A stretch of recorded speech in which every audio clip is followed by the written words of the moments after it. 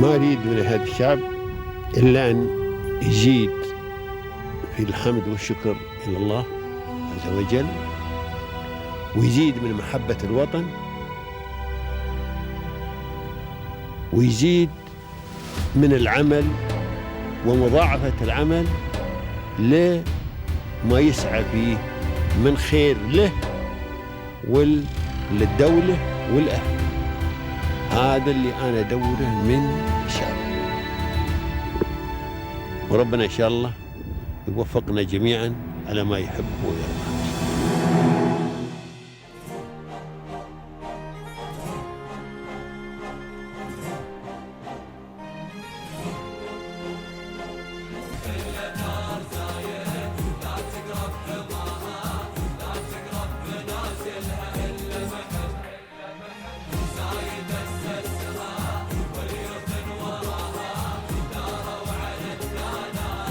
The UAE has a very pro-business attitude.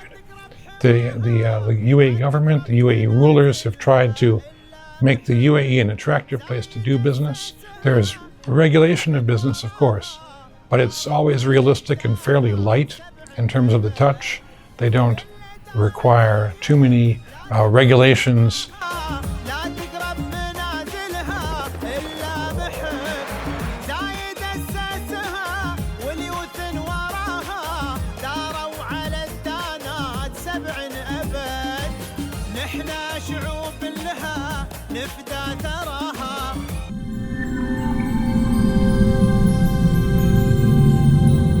Welcome everyone to your favorite program, Pearls of Union. Our inspiring guests have moved from the darkness of challenges to the light of success. Our inspiring guests have set a title for success and ambition. And our special guest for today is Mr. Charles S. Laubach, and he is a partner at Afridi and Angell. Welcome, Mr. Thank you very much. Thank you so much. Well, I'm so honored to host you today. Thank you. So please, sir, in the beginning, can you tell us about your professional experiences and also about your educational background to present you to everyone? Education. I did my undergraduate degree in the United States. I'm American. I went to Dartmouth College, 4-year bachelor's degree. And after that, I spent a year in England. I obtained a master's degree in Indian history. After that, I spent a year in Pakistan and learned Urdu. And after that, I was spending a lot of time in graduate school. After that, I spent 4 years at University of Pennsylvania in Philadelphia, where I did a law degree, a JD, the American law degree, and also a master's degree in Islamic studies. So with the MA, I learned Arabic.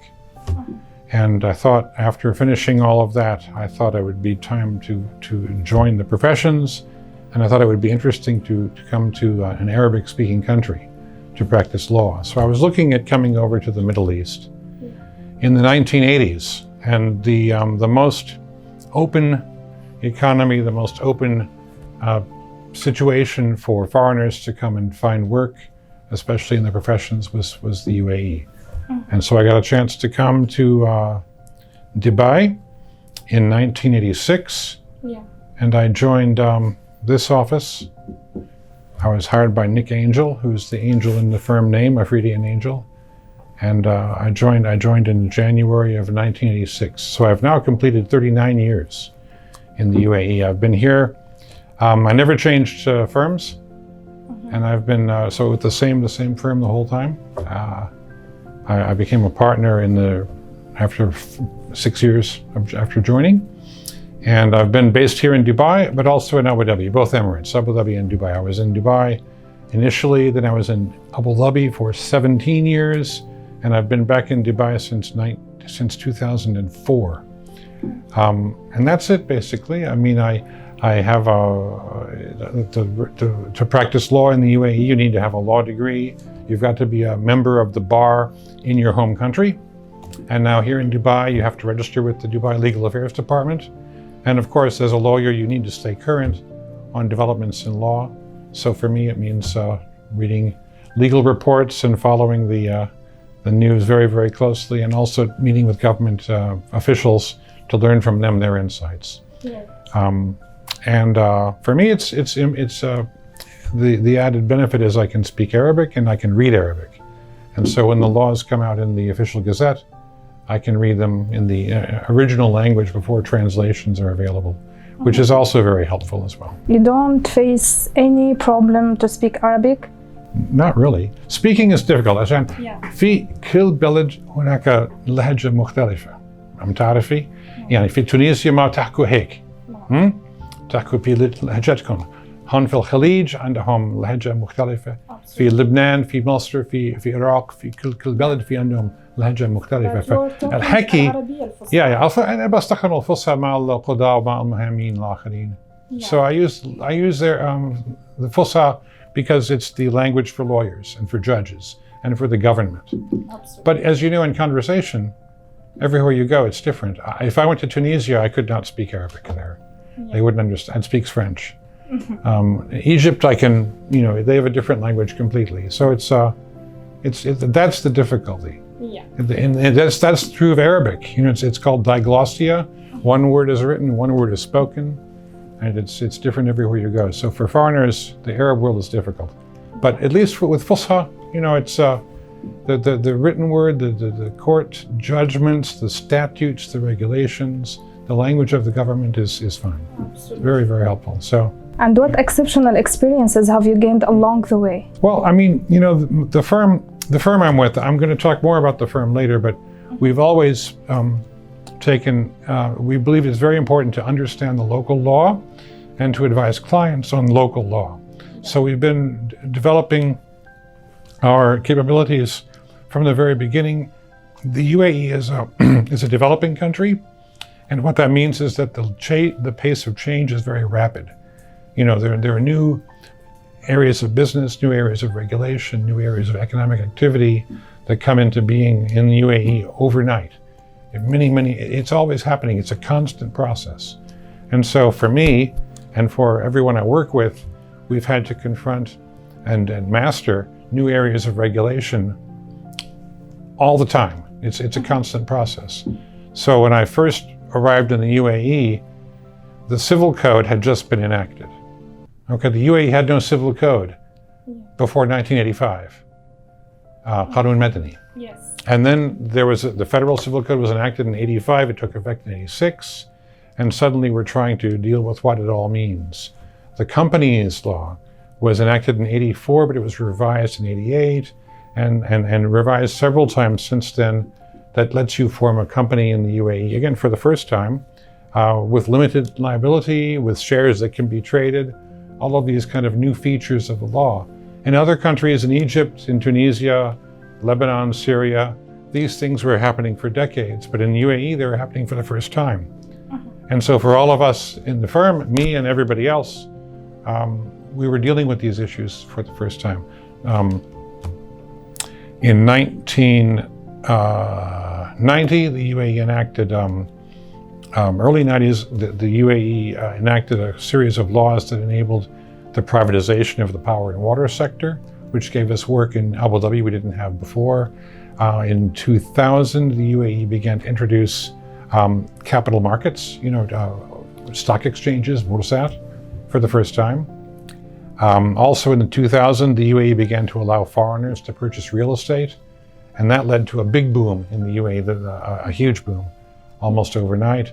More recently, we've had changes in data protection law, in anti-money laundering compliance, anti-corruption compliance, many other areas. So the UAE is an exciting place for a lawyer because you always have new challenges and new areas of law to understand and to become familiar with and to advise clients about. Yeah. Does that answer your question? I mean, I'm trying to think of anything else. It's very important to understand the law where you practice. Every country is different, and the UAE has got a very unique legal system, mainly civil law, but with some common law in the free zones. And it's a mixture of, and people from all over the world come here. You have lawyers from, civil law countries like all of the Arab countries, like European countries, and quite a few from the common law countries like the UK and the US and South Africa and Australia. So you've got a really diverse legal community in the UAE, which makes it unique. So what are the biggest challenges you have faced at the beginning of your career in the legal field? The biggest challenge in the very beginning was coming to a new legal system. Because I'm from the States, I learned, American law is common law.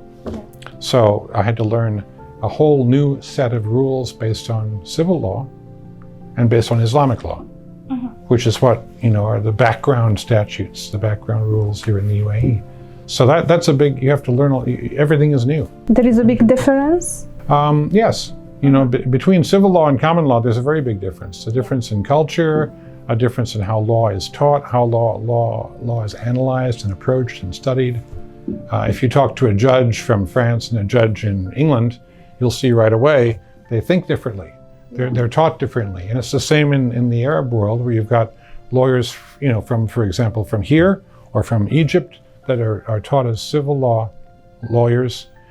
In Sudan, we have a number of lawyers from Sudan here. They are all taught in common law. And again, they think differently. The approach is different. They both work, obviously, because England and France have good legal systems. But the approach, the thinking, the mentality, the analysis is very different. And for me to come from a common law country and to work in a civil law country, that was a big change. Yeah. Plus the language is different, not English, but Arabic. But, to be honest, the Arabic is less of a problem than the civil law. It took more time to learn to live and practice in a civil law environment than to deal with the language that the law is developed in here. And especially that the legal field here is evolving. Well, yes, that's the biggest single. I think that's what makes Dubai so unique.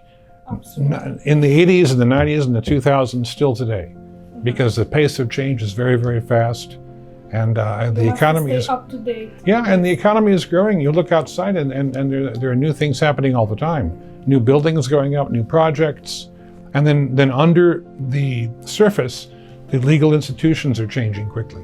Yeah. And so you've got to stay current with all of that. It's 40 years now. It's always there's always something new going on. To overcome these challenges, who have supported you? Who have been your biggest supporters and mentors throughout your career? Well, I guess there are three people. I mean, lawyers work as a team, and so everybody in the firm, we have 50 people here now, and they all support me. We all support each other. But in the beginning, I came here. There was a very senior American lawyer who was one of the two named partners, Angell, an American lawyer from New York. And he helped me. He brought me over here to begin with and set me on the right direction. He was assisted. His partner at the time was Afridi, a very senior lawyer from Pakistan, and both of them provided leadership to the whole firm. And me as a junior lawyer at the time, I was 28 when I came over here. They were certainly very, very helpful in sort of creating the culture of the firm. That we're committed to advising local law, giving clients advice on how to do business properly and lawfully in the UAE, but at the same time practical, and letting them know really where things stand, and trying to practice law. We've never practiced at a different level from how you would expect a lawyer to practice in London or in New York or in Toronto. We practice at the highest level. We don't make it simple or make it stupid for the UAE. We never did that. We've always practiced at the highest level and given the same level of legal services that you would expect anywhere in the world at the very most advanced commercial centers. And that was what Ali and Nick established back in the 70s and 80s, and very much part of the culture when I came in. The other person that really helped me a lot was Amjad Ali Khan, who is now retired, but he was a partner in this firm. He's about 3 years older than me, and joined us in '82, 4 years before I came on board. And so someone else, more or less, not quite my age, but almost. He and I got along very well together, and he showed me kind of how the firm practices, how we serve clients, and how we try to stay abreast, stay on the forefront of the legal profession here in UAE. So, that's it. We practice local law to the highest standards. and so that a client in UAE will get the same service they would get if they had gone to a top law firm in London or in New York or any other major commercial center. Sir, you know that every successful venture starts with a clear vision and a strong foundation. So how was Afridi and Angell established, and also what was your vision when you first began your legal practice in the UAE? Okay, the firm was established before me. We are now in our 50th year. So we go back to 1975. And that's when Nick Angell and Ali Afridi set up the practice the way it is now, pretty much. Yeah. So two lawyers, one from the States, one from Pakistan, decided to set up a joint venture, a partnership in Dubai. Why? Because the UAE was the growing economy. Even then, even in the 70s, the UAE was 4 years old. And there are many people who thought it wouldn't even last 6 months, but it would last 4 years, 5 years, 6 years. And it was a very pro-business country at the time. The regulation of business was a fairly light touch. The rulers, Abu Dhabi and Dubai, Sharjah, were trying to attract businesses from all over the world to come to the UAE.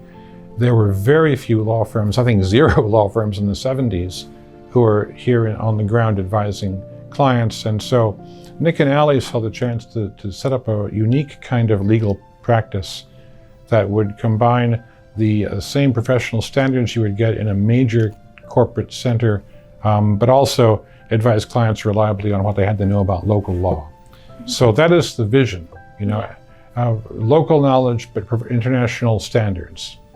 Okay, and so they set the practice up in the 70s. I joined 11 years later, and I'm still here. I found a team of lawyers I liked working with, a vision that I agreed with, and I never wanted to leave. Sir, growth and expansion require well-planned strategies and a long-term perspective. So what are your future plans and goals for the future of the company? Well, the future you never know, because things can always happen. But, so far, since COVID ended, we've been extremely busy. Yeah. COVID was a bit of a pause for everybody, I think, in the world, not just UAE. But since then, we've been very busy. We've added 6, 7 lawyers this year. So the firm is growing in terms of size, in terms of practice, in terms of overall visibility. We, I think, want to continue doing what we're doing. I don't think we want to change course radically. Our formula is to practice law, local law, to best international standards. And we're going to keep on doing that. And we want to bring lawyers on board in the firm who share that vision, who agree with us that it's important to do the law and do it right and do it at the highest standards. And play that kind of a role in the development of the practice in the UAE. So for us, it's more of the same. We are already the trusted partners for clients from all over the world. And that's how we're going to continue going forward, I think. Yeah, best of luck. Thank you. Success is marked by significant milestones and impactful contributions. So what are the key achievements you are most proud of? Oh, there are several. Let me just give you two examples, or maybe just one example to start with. I mentioned earlier that Abu Dhabi changed its regulatory system for electricity and water generation. Before in the early 1990s, the old system was a very, very traditional, what we call a government-controlled EPC ecosystem, where the Department of Public Works and the Department of Water and Electricity in Abu Dhabi would award contracts for the construction of a power plant, generation of electricity, desalination of water, and then selling of the same to consumers in Abu Dhabi. The problem with that was one of sustainability. The consultants to the government of Abu Dhabi in the early 90s realized that the emirate was growing very rapidly, and they would soon go far beyond, consumption would exceed capacity, projected capacity for electricity and water. And it was unacceptable to turn off the lights in Abu Dhabi. You had to support growth, right? And so the idea was formulated to privatize the activities of generation of electricity and desalination of water and put them in the private sector. These were, and that is kind of the formula that was set up. The laws were passed to enable the corporatization of the assets formerly owned by the Water and Electricity Department, and private developers were invited in to submit bids to add more power plants in Abu Dhabi. They went from, I think, 4 generation plants, now they're, I think, 15. And then bids from banks were invited to fund the construction. So the sector went from, they took it away from the government budget and made it into a regulated but privately owned industry. And we were involved in the first several of these, where you had to make sure that the products, the facilities are bankable, that you had the right kind of ownership of land and ownership of facilities, and corporate structures that could be made attractive to foreign banks who would lend. And so it was months and months and months of work, but we achieved closing of I think the first brownfield site in February of 2000. And fortunately, it's still going. It's the Tawila A1 project. And like I said, the electricity in Abu Dhabi, they went from having about 4 plants to now more between 10 and 15.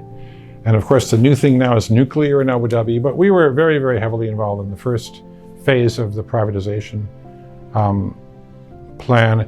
The capacity was added, and as you know, Abu Dhabi is like Dubai, very, very reliable power supply.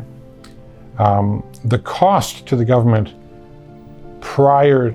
post-transfer, the cost of the electricity was 1/3 what it had been when it was a government monopoly. So the cost savings is enormous. And of course, it's enabled the UAE to develop at a very fast pace. It's not just Abu Dhabi, but you know, Abu Dhabi power goes to Fujairah and other emirates. And so it's been a very, it was rewarding to be part of a complete transformation of the way that important infrastructure projects were done. And it was the first for the UAE, the first for, I think, the region to have a fully privatized, limited recourse financing power sector. So it was exciting work. And sir, how does Afridi and Angell support clients in complying with local and international regulations? Well, that's our core practice. Of course, all of our clients have got to comply with the requirements of UAE law for their operations in UAE. And many of them come to us as well to comply with international regulations, things like money laundering and anti-corruption and sanctions and trade controls and things like that. So yeah, we assist clients by being absolutely on top of what regulations require, by alerting them to things that might be coming, changes that might be anticipated in the near future. We do frequent seminars, workshops, conferences, articles. We're always, on top of developments in the area. So it's a very active part of our practice. I myself speak at conferences fairly often on mainly anti-corruption compliance. That's my main field right now.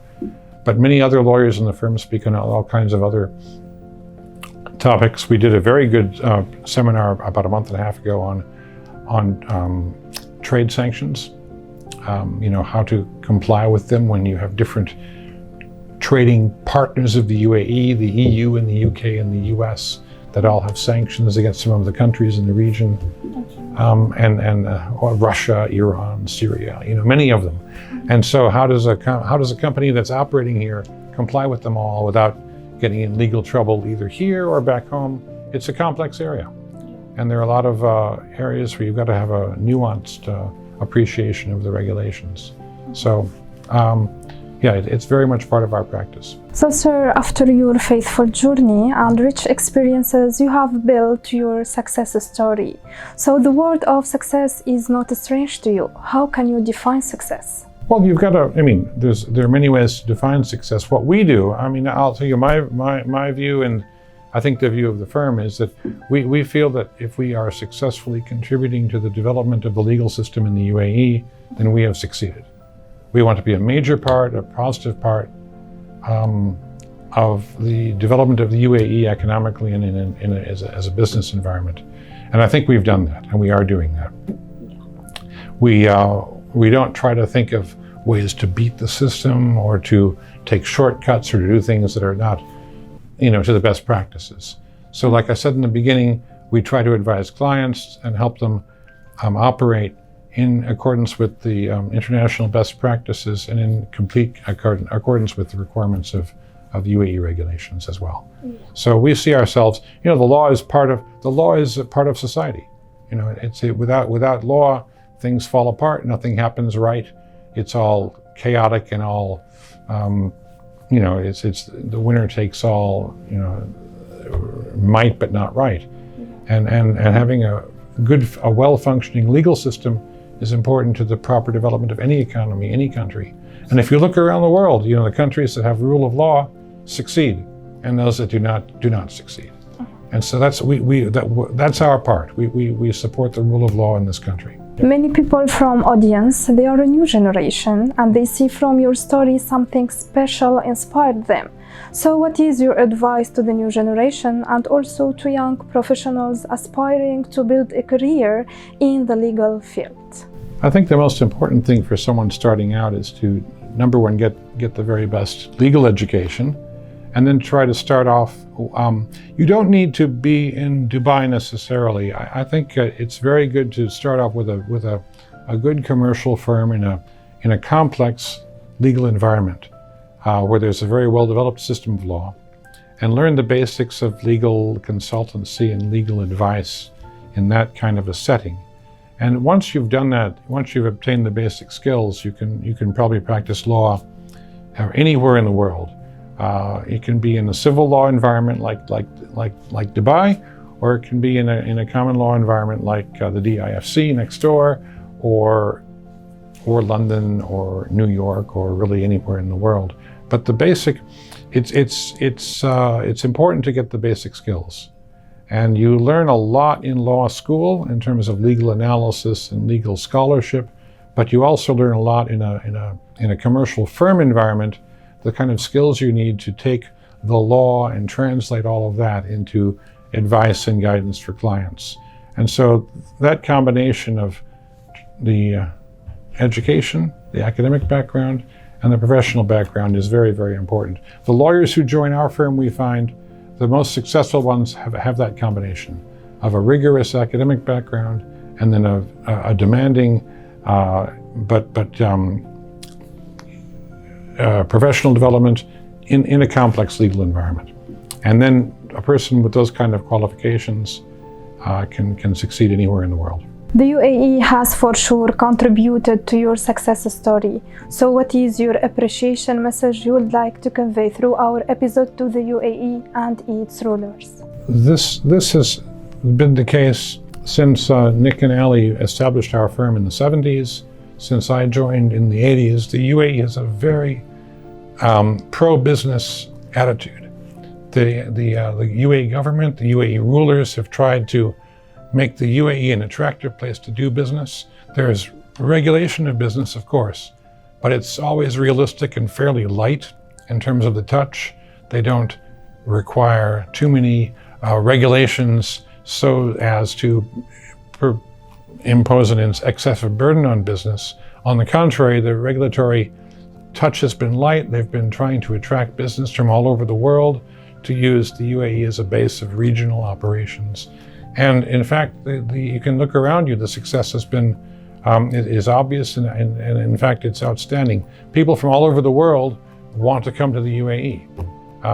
That wasn't the case in the 70s and 80s. People didn't know where the country was, but the rulers knew that the way forward for the UAE was to develop as a business center. And that is what has happened. And again, it's people from all over the world come to the UAE because there's rule of law, it's safe, contracts are enforced, and the legal system is very, very pro-business.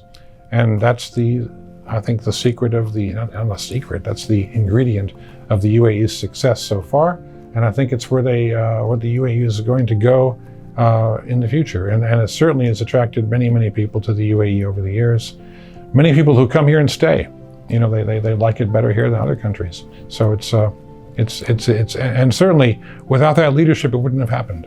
You know, that the kind of vision that the rulers of the UAE have had, not just now, but going back to the beginning, 54 years ago, has led the UAE on its path of success. Thank you so much, Mr. Charles, for this meeting and for these informations. It was my pleasure talking with you today. Best of luck. Thank you. Thanks very much. Good talking to you. Dear audience, this is the end of our episode. Watch us next week. Goodbye.